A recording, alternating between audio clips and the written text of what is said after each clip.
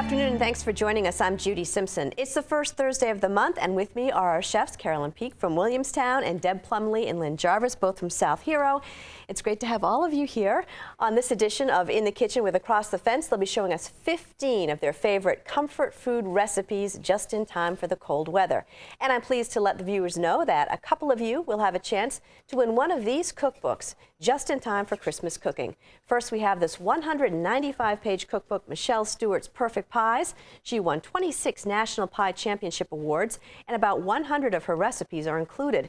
The other is We Know Pies by Marlene Wyatt and Mona Elliott. It has over 650 recipes. At the end of the program, I'll let you know how you can enter for the free drawing. Right now, Deb's going to begin with her recipes. Take it away, Deb. Thank you. Great. So my first recipe to share comes from Joyce LeBlanc of Barre, Vermont. Her Easy Does It turkey quiche combines comfort food with Thanksgiving Day leftovers. So you take leftover stuffing, press it into your pie plate, and that forms the crust.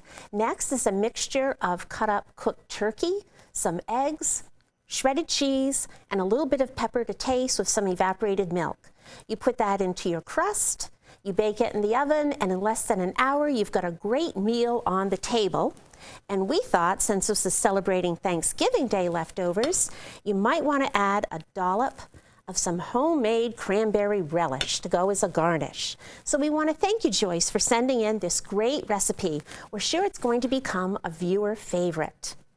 Now, I think of comfort food, and I think of soup. And this is a spicy black bean soup that's flavored with bacon, sweet potatoes, bell pepper, onions, garlic, cumin, a little bit of molasses, and chili. I use local black beans and let them soak overnight. The next day, after draining and rinsing the beans, you cook them in about 5 cups of water with a bay leaf for about an hour and a half. Set that aside. Sauté your vegetables, your seasonings, add that back to your bean mixture, combine with some chicken broth, bell peppers, molasses, and you simmer for 35 to 40 minutes until the vegetables are done. You're going to puree about half the soup, then return all to the pot, add lime juice, and adjust your seasonings. And I like to add a little dollop of sour cream to each serving. I wish you could smell how nice and spicy this is. Now, this hearty molasses brown bread is great to serve with soup. The recipe makes 2 loaves, so you can freeze 1 for later use. And the bread is sweetened with both molasses and honey, uses white and wheat flour, along with soured milk. Now, the bread does brown a little quickly, so it's very important the last 15 minutes or so of baking to cover it with foil. And an easy tip that I've learned is when you're measuring out your honey and your molasses is to coat your measuring cup with a little bit of vegetable oil first. And then the honey and the molasses will slide right out and no sticky residue. Now, I also think comfort food could be spelled D-E-S-S-E-R-T for dessert. And you can round off your meal with these giant double chocolate cranberry chunk cookies. The rich batter is flavored with both baking cocoa, chocolate chips, and dried cranberries. And each cookie is formed by a 1/4 cup of dough that you then flatten on your cookie sheet with a dish that's dipped in granulated sugar. And I find using parchment paper is going to be easier when you slide the cookies off the sheet because they are a little fragile until they're completely cooled. So I hope you're all going to try some of these recipes of some of my favorite comfort foods. So Carolyn, I think you have some good things to share with us today. I do, but did you realize that dessert spelled backwards is stressed?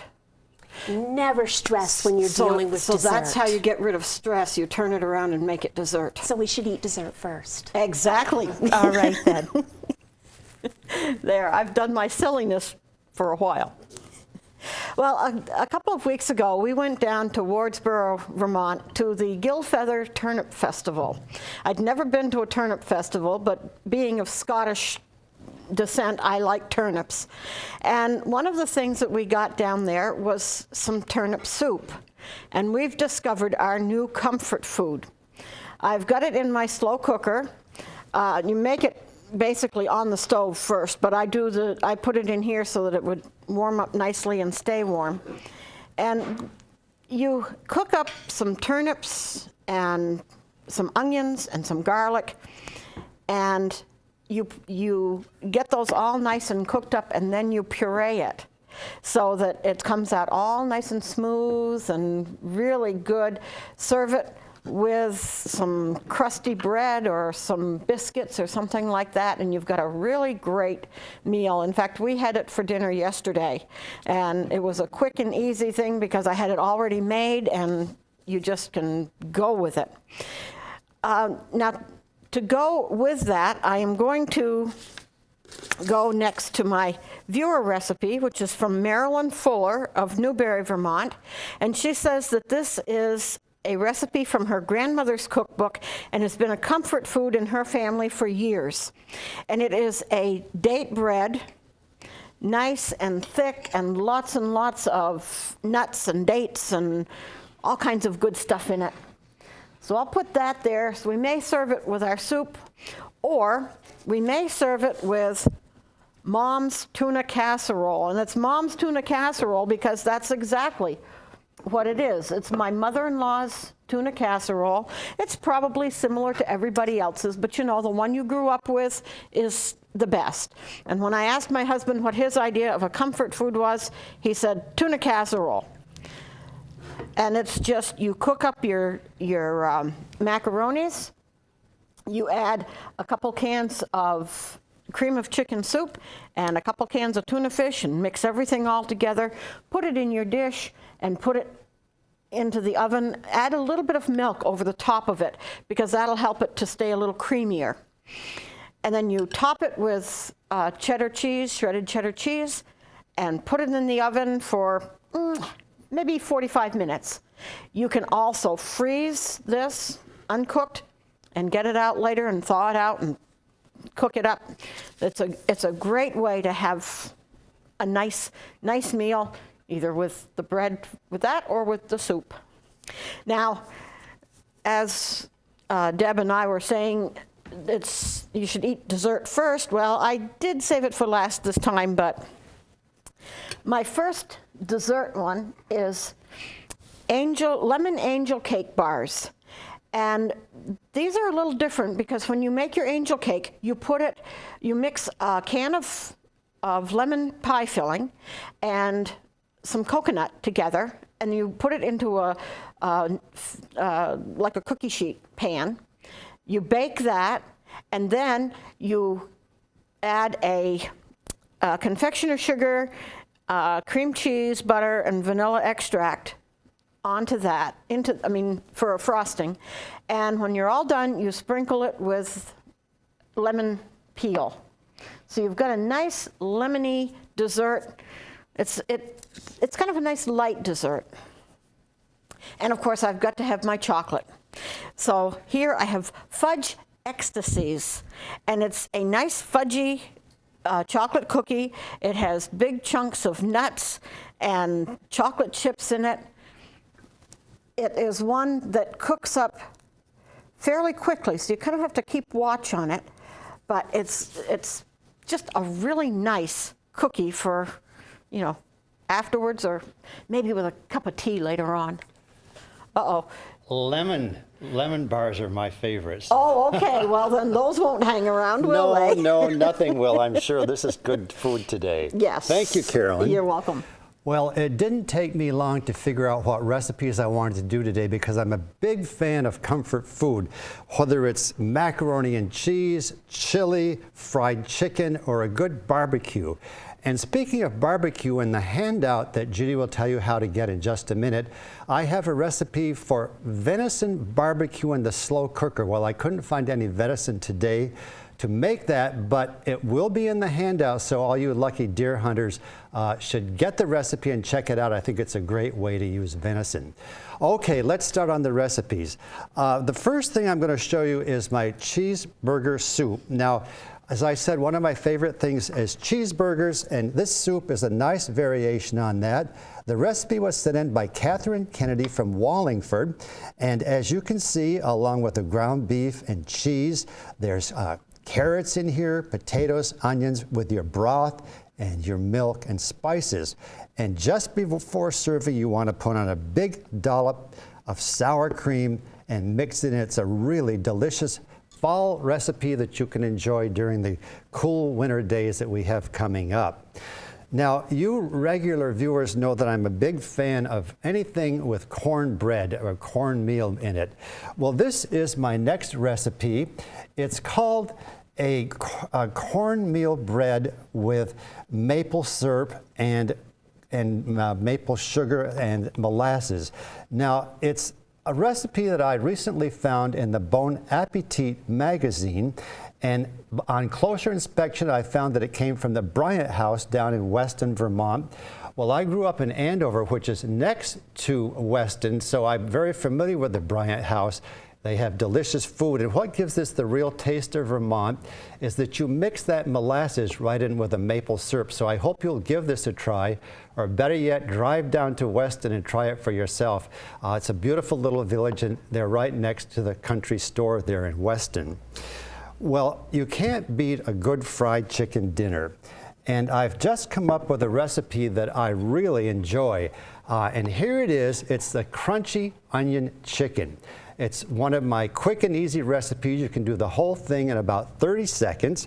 30 seconds, don't I wish? 30 minutes or less, and it has just 4 ingredients. First, you dip the chicken into some beaten egg, then put that chicken right into a plastic bag that has flour in it and crushed French fried onions. Put it into the dish, baking dish, for about 20 minutes at 400 degrees, and you have this wonderful, tasty fried chicken recipe, great for any comfort food meals that you have coming up with family and friends. Well, I told you that I really enjoy macaroni and cheese and chili. Well, this next recipe is sort of a 2-for-1. It's my 30-minute mac and cheese. And if you take a look at it, you see this nice mixture in here. And just think about that flavor mixture of macaroni and cheese and chili, and the mixture with the ground beef, the salsa, kidney beans and macaroni and the tomato sauce. And then just before serving, you want to put on the cheese while it's nice and hot, and then stir it right into the recipe, and that is going to taste wonderful. So here's another quick recipe that you can make up. Good to serve guests if they come over. It's one of those all-around recipes, a wonderful comfort food that combines macaroni and cheese and the chili flavor.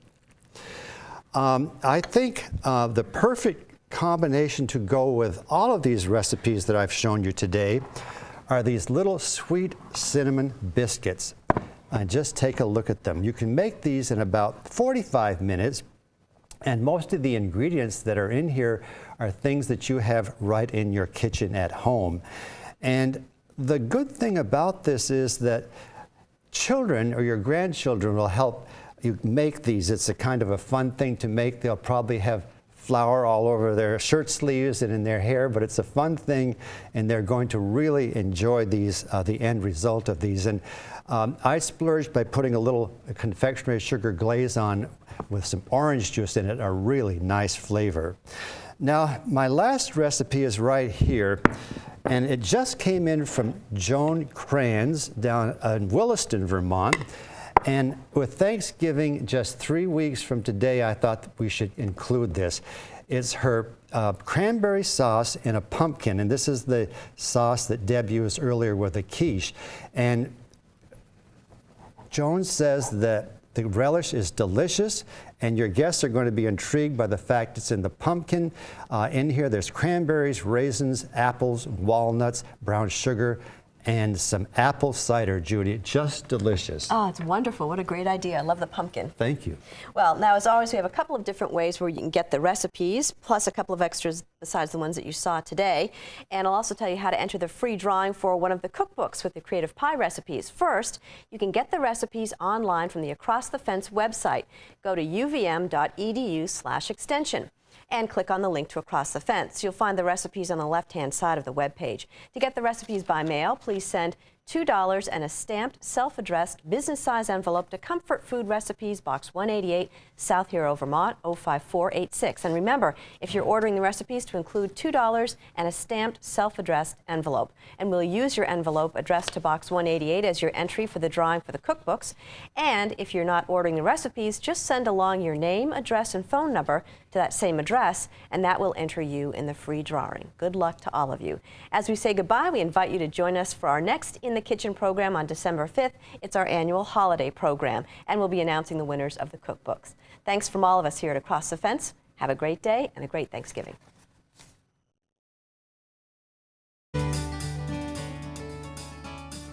For a video copy of today's program, call toll-free 1-888-ATF-3430.